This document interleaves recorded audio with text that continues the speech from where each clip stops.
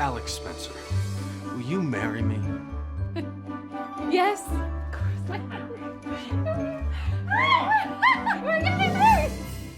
Don't you think it's time that I meet my future in-laws? Alex was actually hoping you could come for a visit, but I completely understand We'll you're really come busy right now. And what? Wow. Okay. Please call me Mama. And you can call me Santos. Santos. Just call me Mr. C. On the first day of Christmas, my true love gave to me A partridge in a pear tree. Is that a sleigh? Sort of a long story. Then it's decided. We'll all stay together like one big happy family. There's nothing in any database anywhere about this man that you would have us call your future father-in-law. How long do you plan on keeping who you are a secret? He's Santa Claus. My dad, You're serious. I'm not making this up.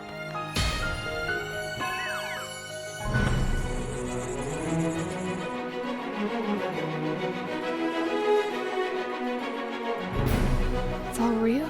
It's as real as you choose to believe.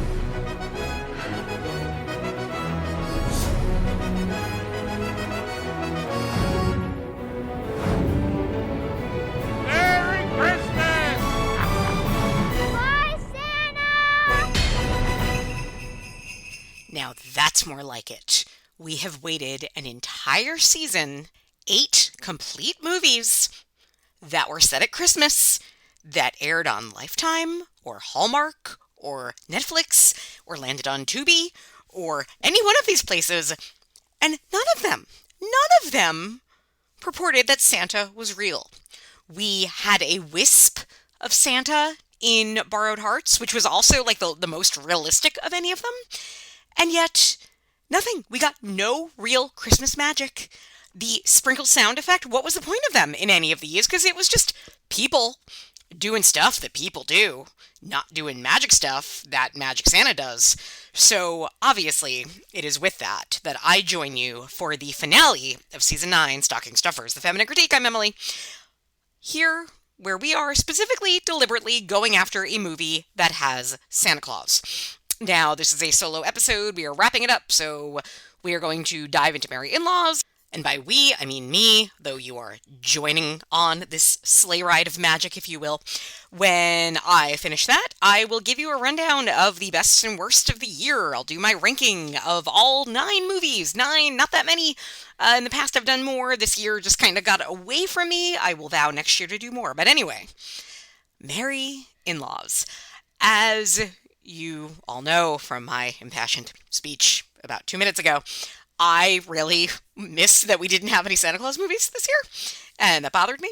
So I was trying to figure out, all right, how do I close the season? It's just going to be me, so I need something that's, a little bit more exciting, because it can be hard to get through some of the more sloggy ones.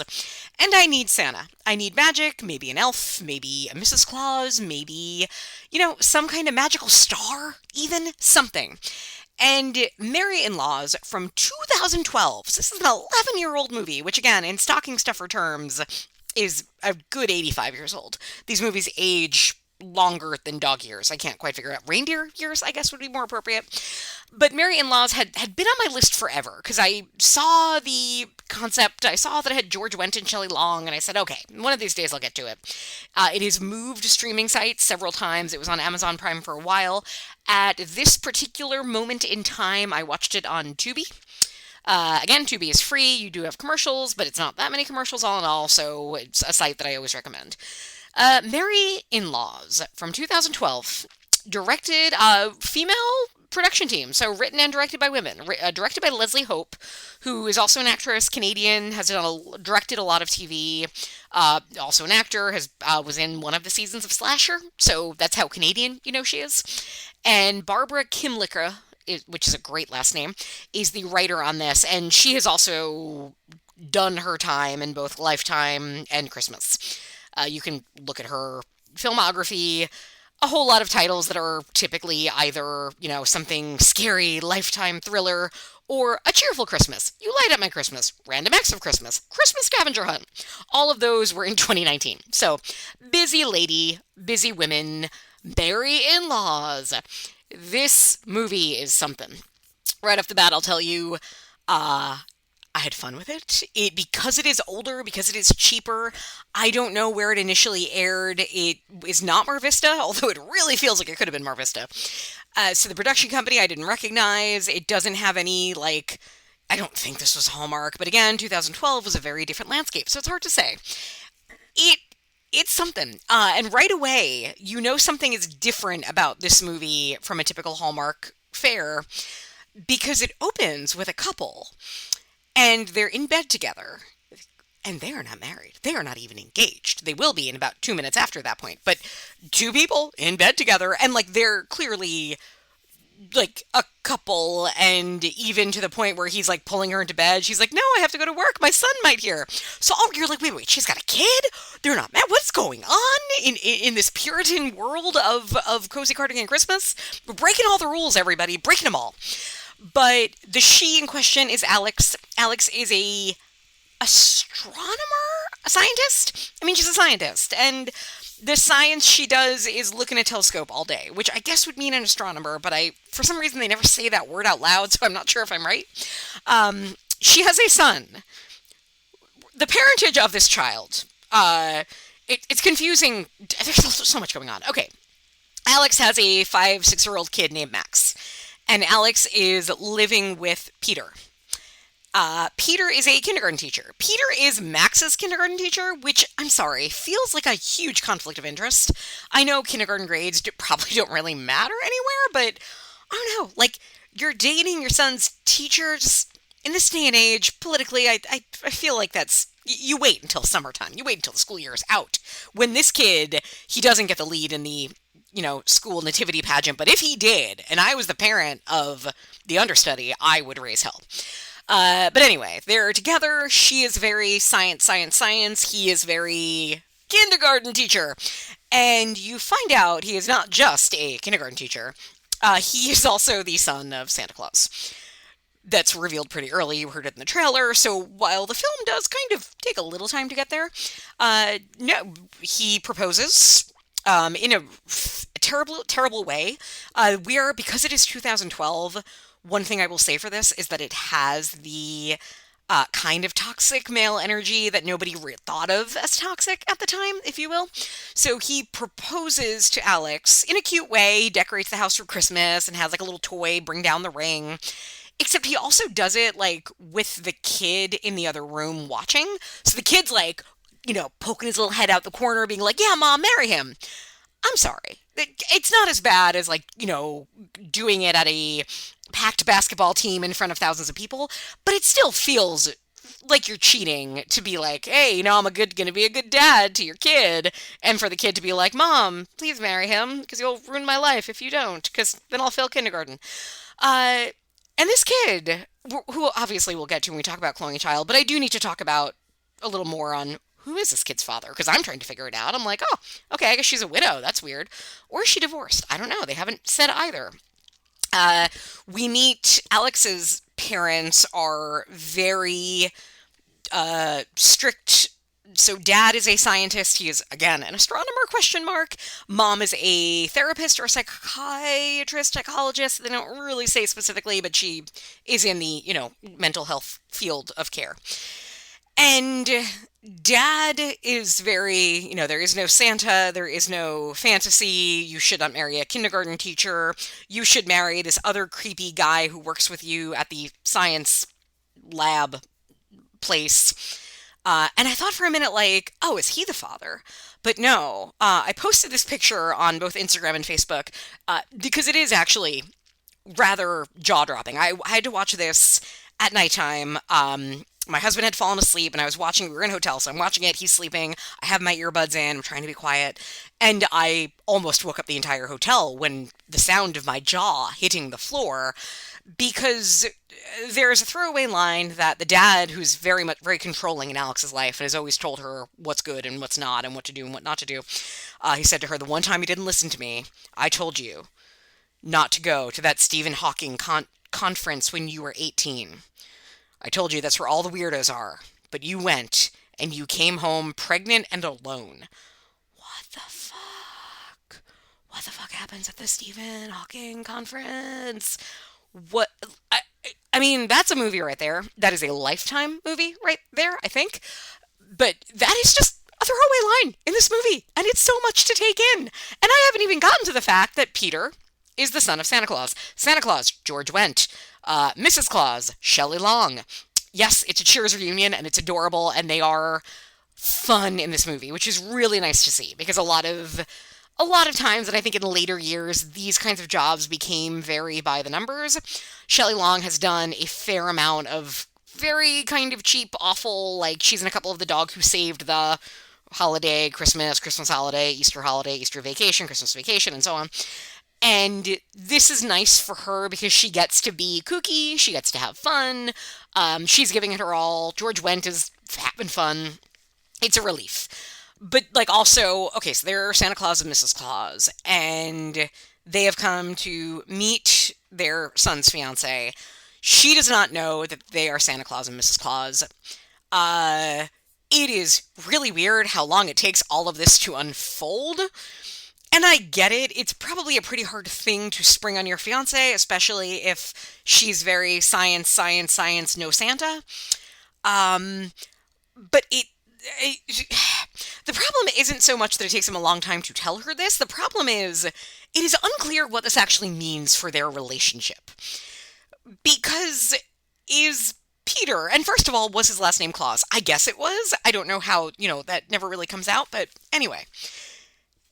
Does he have to be Santa? Like, there's a throwaway line at the very end where Mr. Claus, or Santos, as he goes by briefly, says, I'm going to retire soon. Okay, is it a family business? Is there another child lurking around? Because, does Alex, who is now, has discovered a new star and stuff, does she have to give up her astronomer life for Christmas? I don't know. It's fine. It all ends up well. There are hijinks along the way, but in the end, it's the spirit of Christmas, moves everybody, they get married, it's cute. We're all happy for them. So let's dive in, because there's a lot, and we're just getting started here. Again, a few other little things that... Oh, okay, one thing that really bugged me. Now, we'll talk about the actor, but so Lucas Bryant plays Peter Claus, I guess. I'm not familiar with him. He did look very familiar. He's in a lot of these kinds of movies. He's Canadian. He is top billed in this movie, I think. And then it's Shelley Long, and then it's the actress playing the lead, and then it's everybody else, and with an and George Wendt. It's very strange to me that Shelley Long and George Wendt don't get the co-and credit, because they're the reason a lot of people are coming to this movie. But what do I know? What do I know? I've only done 9 years of this. A lot of sprinkle sound effects, which is appropriate because it is magic, so that's good. But let's dive in. So, our female lead in need of a lesson. In this case, we have Alex. Alex is played by a definitely Canadian actress. Okay, Kasia Warshawski is her name. And I actually liked her. She has not had a huge career, even in these kinds of movies, which I feel like she fits in well. She's interesting because she doesn't... Typically, these parts are very cutesy, young, perky, but not much there, or kind of older veteran kind of slumming in these movies. And she's sort of in between. I could see she has, who she reminded me of was Deborah Ann Woll from Punisher. She had that kind of energy, and I liked it. It kind of balanced out with the more goofy Peter in a way. But her character, Alex, is science. And, I think the movie doesn't quite settle on who she is, because she's very into science, because it's what her dad wanted. And when Peter proposes, her first instinct is oh my God, what do we do about taxes? Is it better to get married or not married? Do I change my name? That's going to be very complicated. So there's a lot of things like that. They're trying to make her very neurotic. And I think, in a way, this movie should have been more about her than about Peter. And I think that would have worked both in terms of the performance and in terms of the character, because she has a bigger journey to take, and I feel like the movie robs her of that a little bit. But anyway, like the actress, that's good. Our bland love interest number 2, in this case, again, not a widowed dad, because instead he is a gung-ho stepdad-to-be / kindergarten teacher. And, he kind of bothered me. There were little things that I thought were going to pile up. When he proposes, she says yes. They are having dinner with her parents. And, there's like, oh, what'd you do today? And she's like, oh my God, I discovered something science-ish that's really important. That's going to get us on the cover of Telescope Weekly. And she's really excited about this. And Peter's like, excuse me. We also got engaged. Now, yeah, sure. Okay, getting engaged, huge thing. Yes, a very big day in my lifetime. But also, like, the fact that he's just undercutting her immediately when she's like, hey, this great thing happened at my job that I care a lot about.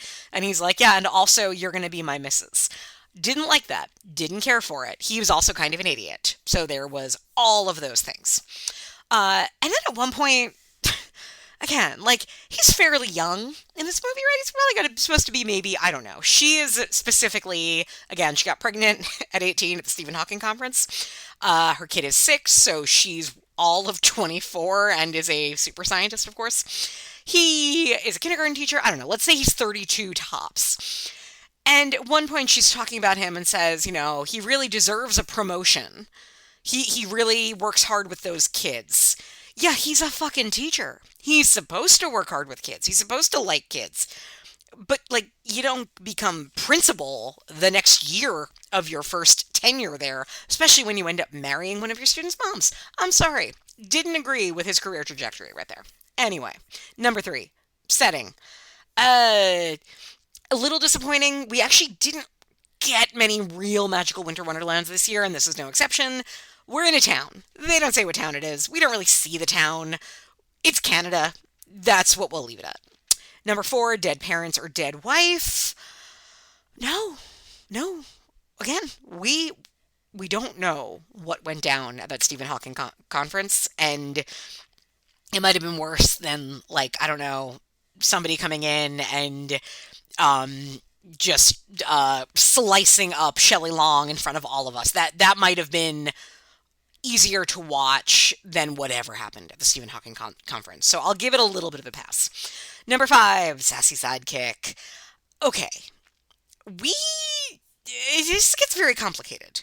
We have an elf named Linda. I really like that the elf's name is Linda.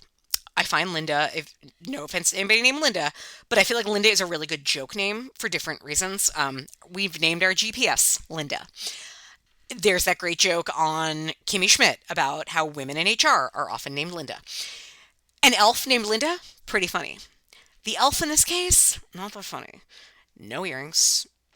She's supposed to be, like, bumbling and keeps messing things up, but I just found her kind of bad at her job. And it was also confusing because the whole Mrs. Claus and Mr. Claus decide, oh yeah, we can drop everything December 20th and fly down to see our son because Linda's taking care of it all. No, but Linda's there with them. So who is running the North Pole? I don't know. I'm glad that this movie purports that Santa has really figured out a system for not being there all the time. That's good. That's good leadership. But still. We have another candidate. We have Vicky, who I was really kind of hoping for a different reveal, but early in the movie, the dad says something to the effect of, like, because he told Alex there is no Santa Claus, and then he also tells 6-year-old Max that there's no Santa Claus. And he says, he's like, I should have told your sister that too. Otherwise, this way she wouldn't have ended up where she did. And again, you're like, what, was she also, like, gangbanged at the Stephen Hawking conference? Like, what's going on in this family? But no, Vicky just became an actress, and that's apparently more shameful than anything that could possibly happen at the Stephen Hawking conference. We do meet Vicky later. She's free-spirited, she's a little kooky, but no earrings. No great outfits either, but again, it's 2012. They didn't really know what they were doing yet. And she almost is more like giving sage wisdom than giving wacky antics. You could maybe put Mrs. Claus here. It's confusing. Is she here? Is she a sage old person? Again, she does both, and she's played by Shelley Long magnificently. So there's that. Number 6, evil woman or villainous boss, typically. In this case, we do have 2 active villains, which is nice because we really had very few this year. Our main villain is Alex's dad, who hates fun, is his big thing. Also hates sugar. And there's another one, which is Edward, who is her creepy coworker, co-scientist, science partner, lab partner, I don't know what you call him. And he's also just unsettling. Definitely has played like the creepy guy in Lifetime thrillers before. He's there to sort of be, somebody in the way of true love, but obviously it doesn't matter. Number 7, montages. We get a few, thankfully. The first one is when we're introduced to Peter's job as a kindergarten teacher, where he just has all of his kids making Christmas decorations so that he can then decorate his own house with them. I don't know. I guess that's what teaching in kindergarten level might be, and I appreciate that it was Christmassy. We get a baking montage, and it's a really I wrote in all caps, this is a real montage. Because as we know, we've had a lot of half montages or fake out montages. This is baking. There is a song about being naughty or nice. It is Shelley Long dancing in a kitchen. It's adorable.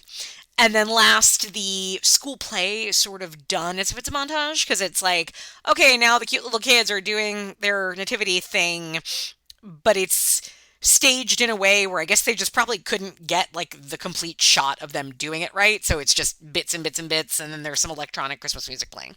And we keep cutting to the audience laughing a lot, heavy, where you think they also had edibles or something to make this more fun. Number 8, slapstick. Okay, God, I forgot about this. So there's other reasons I didn't like Peter. Early on, it's their second night together, and they're trying to sleep, and he's snoring and burping in his sleep.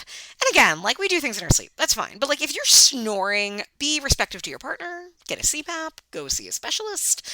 In this case, he's just gross, and she can't sleep. And that's the thing. There's also slapstick. She's a scientist, but she doesn't know how to cook. So there's wacky antics where she's burning things. And she jumps and fell out of bed. I don't remember what happened, but I wrote that down, so I believe myself. So sage old person number 9, there's a little bit of George Wendt giving wisdom. There's a little bit of Shelley Long kind of just teaching everybody around her wisdom. So we'll take that. And again, finally, yes, Emily, there is a Santa Claus. With that, let's dive into the bonus round, our music choice. There's quite a bit of public domain songs, as you would expect, including Nutcracker Suite, which usually we get a lot of. And I feel like this year you haven't heard it quite as much. A million different versions of Jingle Bells, including a very electronic computer game version, which is played, forgot about this, when Dad steals some of George Wendt's DNA to run testing on. Is that a thing that astronomers can do? You can just, I know scientists, but I think astronomy and biology are very different fields. So I don't think oh yeah, I look at stars all day. I know everything about the heavens. And I can also swab a cheek and tell you what kind of chromosomes this person has. I don't think it works that way, but what do I know? I'm not a scientist. Again, a lot of word salad Christmas songs. There's a really long 12 Days of Christmas, which I just know. They're singing it at the dinner table, and half of them are really into it, and the dad's face is literally twitching. And I'm sitting there thinking, I know you're the villain, but I'm with you in this moment. I identify here, not there. Let's see. There is our secret family recipes. So Mrs. Claus has this pretty cool ability where she can read somebody's sweet profile. So she, is talking to her co-mother-in-law and just magically is I know you love gingerbread cookies. Here, I made you some. I know these are your favorite. She knows that I think Alex is a sugar cookies. She can look at somebody and immediately say, you are a butterscotch whipple or whatever it might be. So we get a lot of those. And again, it's cute because it's Mrs. Claus, what we're supposed to do here in these movies, and which Hallmark didn't get the memo on in 2023. Number 3, small business in danger. No, but there is a slight worry that Santa won't get his sleigh fixed because a magical part is lost and Linda the elf sucks at her job and doesn't realize that. No product placement that I caught. Cloying Child, let us talk about Maxwell. Oh, he's something. I get it. He's got a shitty grandpa who kind of keeps making him, takes the wonder out of being a child. But Maxwell's also kind of a shitty kid. He's telling everybody at school there is no Santa Claus. Kind of a jerk move. And again, I know these movies are filmed quickly. I know there's not always the full range of time to spend with young actors, but this boy speaks very monotone, and it kind of, it doesn't quite match the energy of what Shelley Long is giving us, if you will. We did not have a Finding the Perfect Tree. I guess I'll cut that for next year because it really didn't come up much at all in 2023. Empty coffee cup acting. Guys, here's the thing. George Wendt and Shelley Long were on the greatest show ever about a bar, right? One of the greatest sitcoms of all time. You don't star in Cheers for George Wendt for that full run, for Shelley Long several years. You don't play Norm and not know how to fake drink out of a cup. So cheers to finally, like literally cheers, I'm raising my fictional glass and fake drinking out of it, not nearly as well as George Wendt can. Number 8, actors trying hard not to take bites out of something. There's a lot of because there's baking, so there's a lot of like stuff. And I gotta say, again, Peter's just gross. He's a very good looking man. And I don't know if it was like part of the joke was that we're going to make him burp, we're going to make him snore, we're going to make him just icky. But when his mother first arrives and is, of course, like, oh, I made your favorite cookie.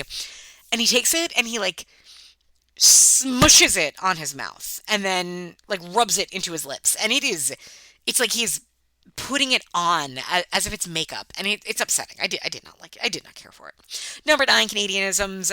Yes. Yes and yes. You can tell by a lot of accents that we are in Canada. Warm weather watch. I didn't clock it as much because they're not outside.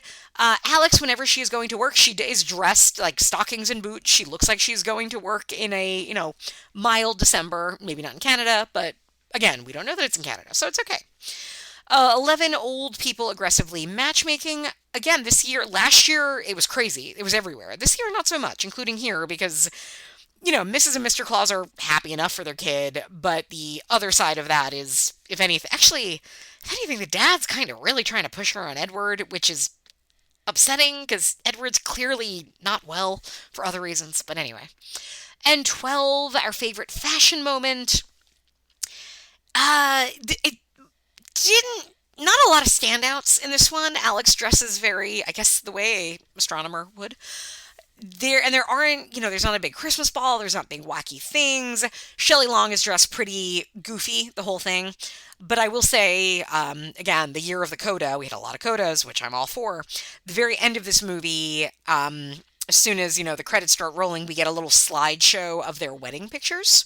So their wedding kind of looks like a Vegas wedding, actually. Alex is wearing this sort of like short white little fur thing. Again, very Mrs. Claus, to be-esque. But I did appreciate Vicky, the sister, in those pictures had a white pantsuit that, again, felt fitting to the Vegas theme that in my head this was, even though this movie was not in Vegas. At that moment, I felt like it could have been. So do I recommend Merry-in-Laws? Kind of. Maybe not. I don't know. Look, it's post December 25th, so you're probably not going to watch any of these for a year anyway. In 11 months, when you decide to dive back into this world of cozy carding and Christmas movies, this one has enough weirdness that I found myself like frantically typing a lot while I watched it. It's goofy, it's weird. You have Shelley Long and George Wendt being really fun and giving very goofy, strange performances. The lead actress, I think, I liked her. I liked watching her. That was good. There's just strange things going on here that made it count. And again, you finally get a real Santa Claus. So for all that, it's a medium recommend on merryin-laws. And again, part of that is just my mood and where it hit me and where it landed. I actually, now that I think about this, I watched this Christmas Eve evening and then finished it Christmas Day. What a weird time this year has been.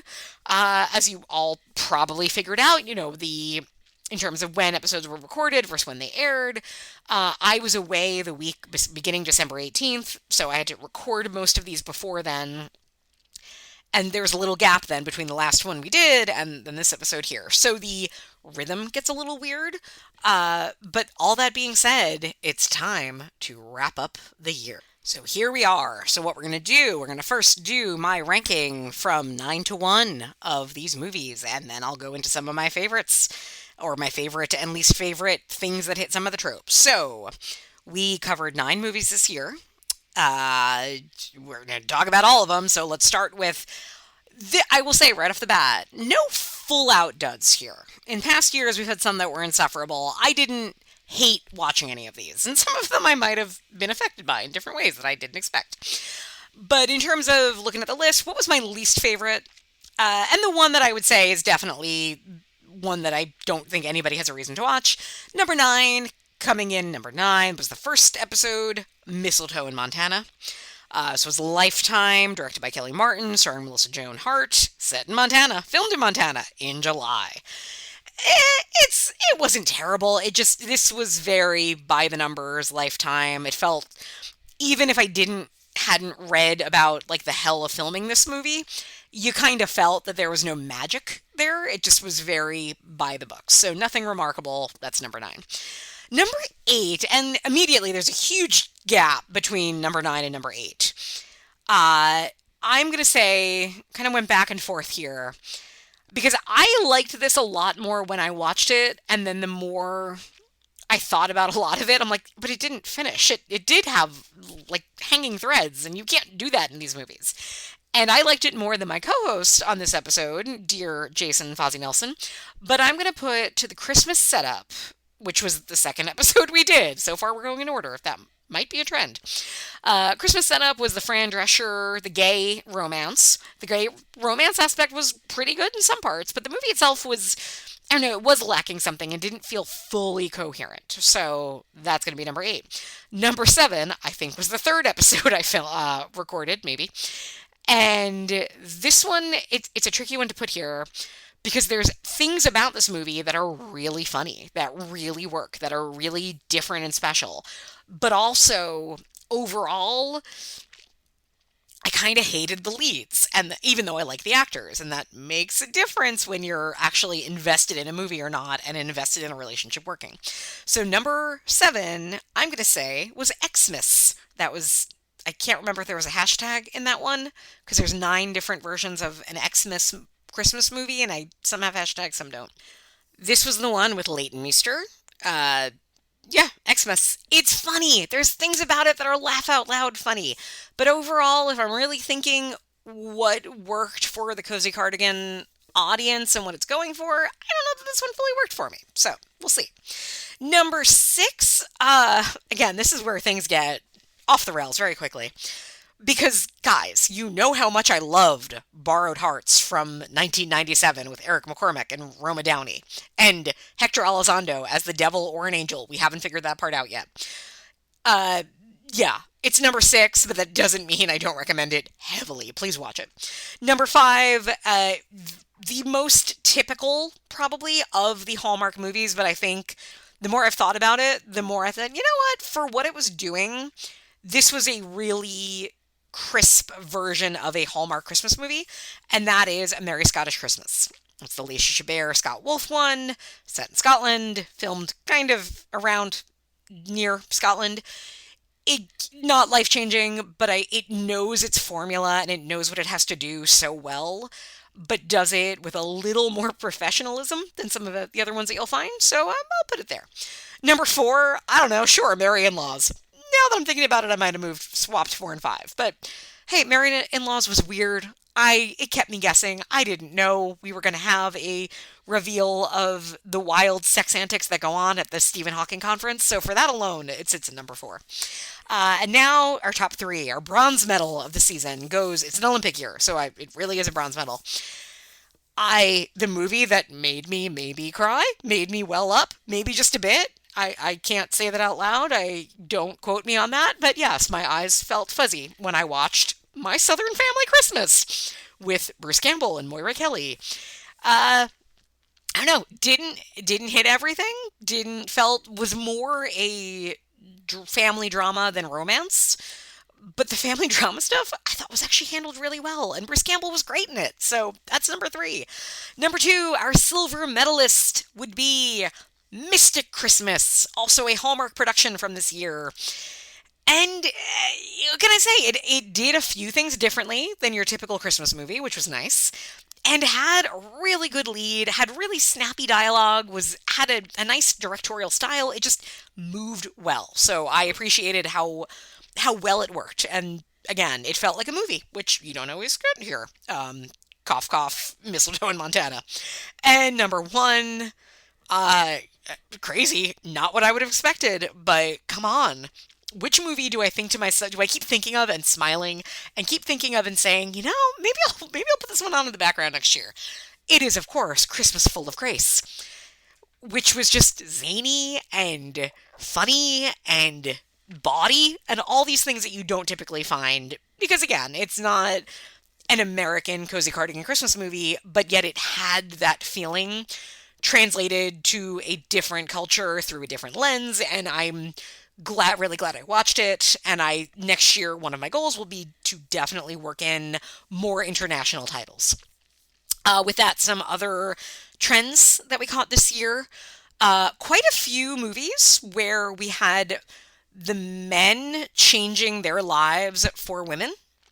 Typically, it's the other way around, where the woman decides, oh, I think I'll stay in this tiny small town with, no job opportunities. But in this case, we had several movies where the dude was like, hey, I'll move to where you are. And that was Mistletoe in Montana. That was Xmas. That was not Christmas Setup, not Merry Scottish. It was one more. My Southern Family Christmas, where the guy's like, yeah, I'm tired of my town. I'm going to go travel the world with you. Not something you see every day, and I appreciate that. We had flyers. Flyer distribution was big for both Christmas Full of Grace and Mystic Christmas, and both of those are my top two. So, lesson for 2024, if you want to make a good Christmas movie, add flyers into your movie. It makes a difference. Peacoats are always trending. This year, though, they really, guys, everywhere. And I think this is, again, where I look at my Merry Scottish Southern Family Christmas Borrowed Hearts. A Merry Scottish Christmas, where Lacey Chabert wore 9 coats over the course of 90 minutes. That's a movie that is made by people that know how to make these movies and have made a lot of them. And I almost wonder if it's almost a meta thing now that they are directly putting in there for savvy watchers to be like, ooh, that peacoat. It seemed so ridiculous that I feel like it was intentional. But again, you also had multiple peacoats in several other movies where characters were going somewhere for like 3 days. And then the last trend of the year that I will say, and again, I don't know how I feel about this, but we've had some very competitive women. Mistletoe in Montana, Xmas, Mystic Christmas, quite a few of them where you had, women at game night who were kind of had to pull back and that kind of thing. I'm a competitive woman, so I see that and I say, okay, what are we saying here? Are we just pointing it out? Okay, just so I don't know what we're doing with that yet, but I did want to point it out. On to a few more of the best and worst. So running through our leads, who was the best lead? Again, I look at the top 2 movies because both of them, and typically that is the thing that is going to really make or break a movie, is how much do you care about these characters? And Jesse Schramm in Mr. Christmas and Jessica Kayane in Christmas Full of Grace, who gave the bonkers performance. Again, Carol dubbed it the human raccoon. I don't know what she was doing. It was everything, and I want more of it. And Jesse Schramm also just had great comic timing in Mr. Christmas, which you don't always get in these. Worst, nobody was really a dud. I think Melissa Joan Hart kind of was struggling in Christmas in Mistletoe, Montana, but again, based on everything we've learned about the bears and COVID, I kind of understand it. So even though I'm not her biggest fan for a lot of reasons, I won't go too rough on that. Favorite love interest? It's tough because we had a lot of, guys that were actually good for the women, which, again, not always the case. Chandler Massey was, again, in Mr. Christmas last year, or a couple years ago. He was in Last Stop Christmas, I think. A good find for Hallmark. He brings a neat energy. But honestly, who actually gave the best performance as the love interest? It's Eric McCormick. He knows what he's doing in Borrowed Hearts, and he's really good in it, as an actual performance. Least favorite love interest? in my Southern family, Christmas, the guy was kind of dull, but he also was the one that's like, I'm going to change my life for you. So I give him credit for that. So instead, I'm going to say, Peter from merryin-laws, toxic man, Alex, run. You can do better. Setting, our favorite setting. We didn't really have magic, which is a shame, because I like my magical winter wonderland. So my favorite setting, I'll say A Merry Scottish Christmas, was in Scotland, kind of Ireland mostly, but it looked cute, and we'll go with that. Also had like kind of Wicker Man undertones and Midsommar undertones, so credit there. Least favorite setting, I still have been awakened at night here and there, wondering, why did the Christmas setup say it was set in Milwaukee when it was filmed in Canada? Why Milwaukee? We didn't do anything with Milwaukee. What was the point of that? And that bothers me. I'm not going to let it go so easily. Our favorite montage, that's easy. Not my favorite movie of the bunch, but Xmas's Hallelujah, getting to the airport, leaving for the airport, not actually leaving. That scene is laugh out loud funny. It is done brilliantly with very good comic actors and worth watching that movie. Favorite dead parents? I'm a dick. What can I say? I just appreciated how it was less than 3 minutes into Mistletoe in Montana when we get a comment about dead mom, and how dead mom, it's like, oh, sorry, your mom's dead. Now you have to stay in Montana. There was just weird things going on there, and I appreciate that. Also, this is so sort of in the like, is this a good thing or a bad thing? The almost killing of Michael Hitchcock in Xmas. I can't decide if that was a great move or a terrible move, but I need to point it out because it was wild.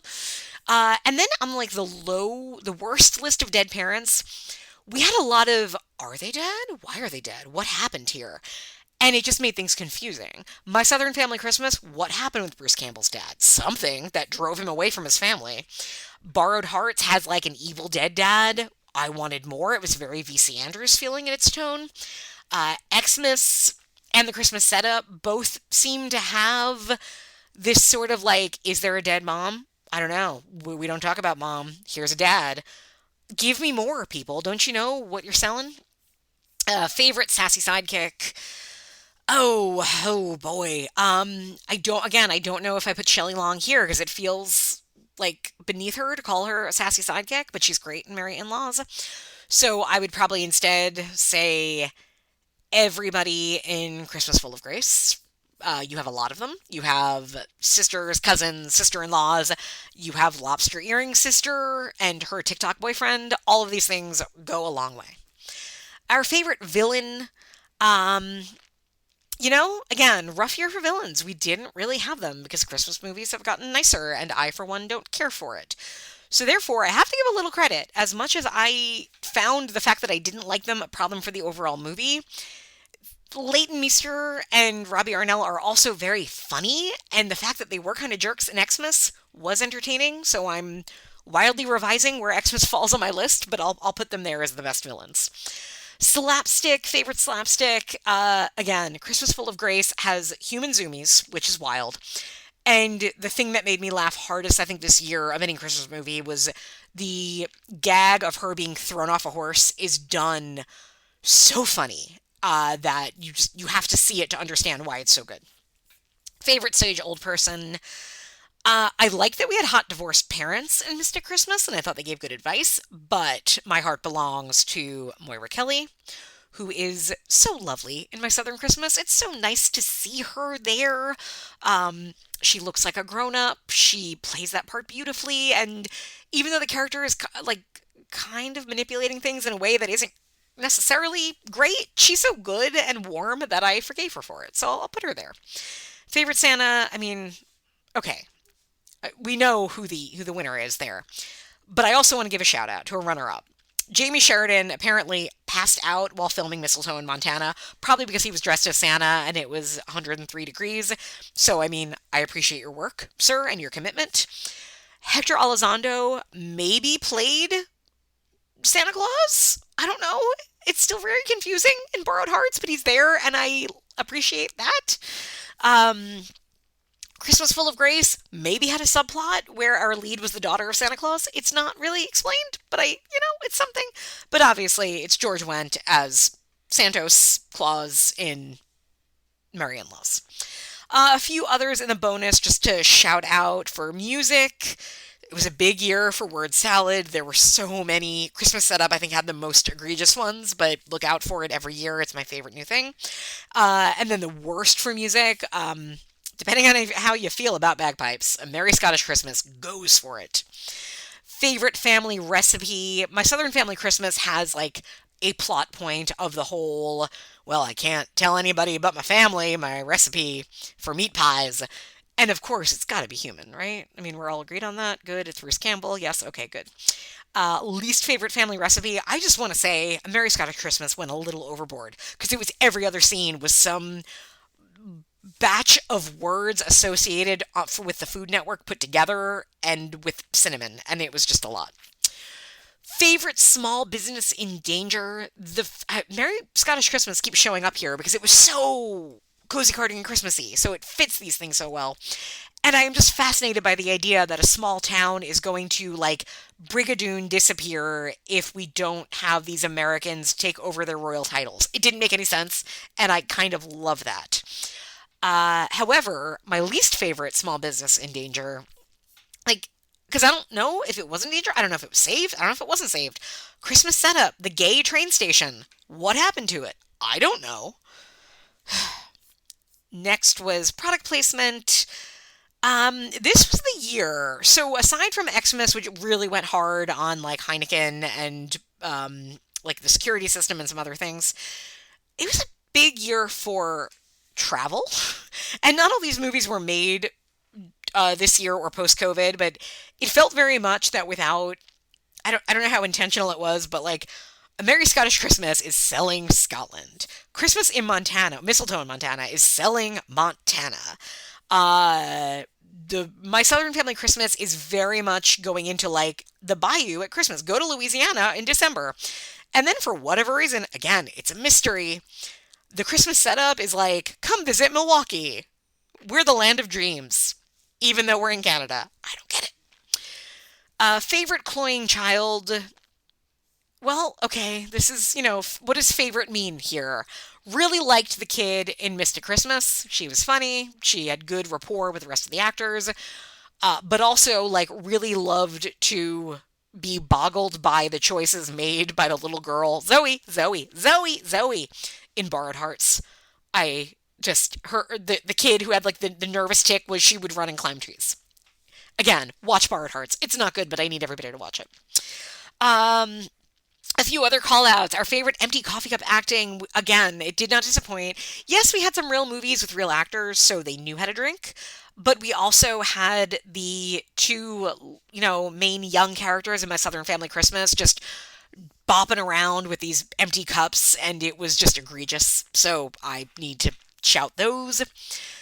Favorite not eating. Instead, we had a fair amount of them, but I really need to give a big shout out to Chandler Massey. In Mystic Christmas, I respect an actor who comes to set with an empty stomach and says, I understand I am filming scenes today where I am supposed to eat pizza.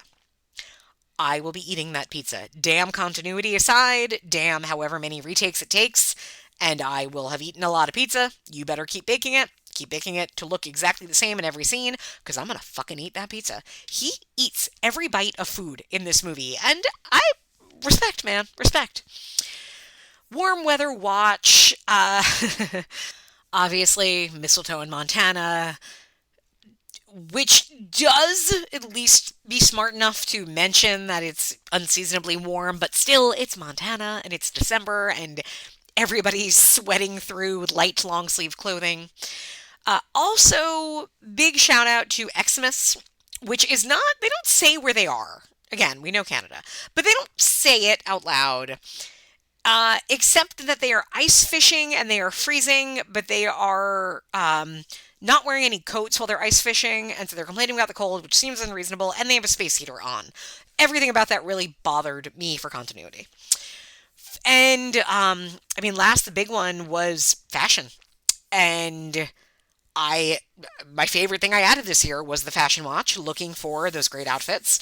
I think thematically, the thing I'd say I noticed more, and how much of this is the fact that I will be 42, and how much of this is that these movies are doing this differently, but the older women in these movies dress fabulously.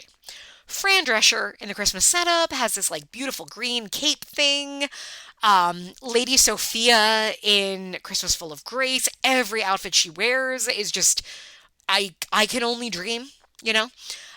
So these are things I appreciated a lot. We also, separately from that, again, Christmas Full of Grace was the winner here because you had wild, sparkly hot pants and all sorts of things. Lots to admire. And, again, not to be obsessed with it, but so many Peacoats. My God, the Peacoats. I am still shocked that there is not a more direct shopping line between Hallmark and the things on display in these movies. And, okay, obviously, it's a network, so there's commercials. This year, I'm sure there was a Daisy Sour Cream reference in some of the movies that I just didn't watch this year. You have things like that usually. They used to be big on like the Balsa Hill fake trees would appear in the movies. All of that is fine, but you know that there are people like, okay, there is a Twitter account today that just posts about what contestants on Jeopardy wear. And I think it started as a cute little thing, but also it's something that you look at and you're kind of take notes from because there's a very particular Jeopardy silhouette where you're only seeing you from the top up and you have to blend in with the blue background, but you can't, but you don't want to stand out too much and so on. There's like a little art to it. And it feels like Hallmark, which clearly does care about what its characters, particularly women, look like in these movies. There is thought put into these costumes. Sometimes they are probably reused between movies, but you notice it. Lacey Chabert wears 9 fucking Peacoats in that movie, and they are all fabulous. They are all Peacoats that you look at, you're like, ooh, that color's great. Ooh, I like that pattern. Oh, it's a different cut. That could be cute. And it's surprising to me that I can't immediately go on Hallmark.com and see a link to some of the things that you saw in this movie and where you can find them. It's just a missed opportunity. And I'll say it knowing that maybe in like a year, there will be a, Hallmark Amazon shop where you can go and buy all these things. Just putting it out there. And that's what I'm putting out into the world this year as we wrap up 2023. It's been a great one. Thank you to all of my guests this season. It is such a delight for me to do this. Again, started somewhat as a joke, somewhat as just something I felt like I had this energy burning in me that I needed to address these movies and what they do, and figured this is as good a format as any to do that in. And it's really evolved into this great conversation. It's a great chance for me to connect with so many great talent out there, great podcasters, great writers. Please, if you have not already, check out all the guest episodes, check out their work. They're all amazing, incredible people that inspire me. And, this, as always, is just fun. It's stupid. It's enjoyable. It's a good way to just kind of distract you from some of the other stuff going on this season, which can be rough for people, including me. But as always, I appreciate your support and you joining me on this sleigh ride of holiday nonsense. Christine will be back very soon when we return in 2024 with, I don't know, something like probably bloody and filled with, like, loose limbs and whatever else are the movies we cover, like complicated twists that don't resolve themselves but aren't the Christmas setup, that kind of thing. Please join us, follow us in the places. We're on Instagram at @feminine_critique_pod. I think we're on Twitter kind of at feminine_podcast. We have a Facebook group. That's probably the easiest way, but I understand people don't like Facebook. I can't figure out threads, guys. It's hard. I'm old. I am Lady Sophia. I am not Christmas Full of Grace. And anything you can all do to interact and help, spread the word. I don't really care if people listen. I just want, that if you do listen, please, talk to us. Let us know things. Let us know what you think. If you have suggestions for next year's Christmas shows, if you have guests if you are interested in guesting or have people that you think, hey, you should talk to this person because they're fun and also like the stuff, please share the word. Find me. Easiest way is at Twitter and Blue Sky at Deadly Dolls.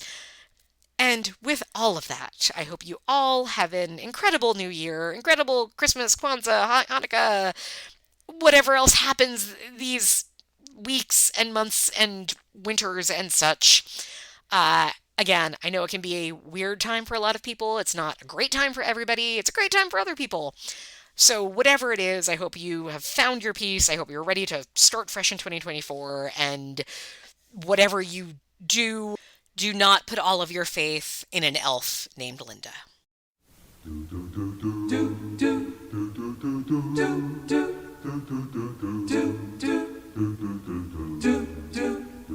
Santa's watching, Santa's waiting, Christmas Eve is slowly fading. Can you hear him in the night?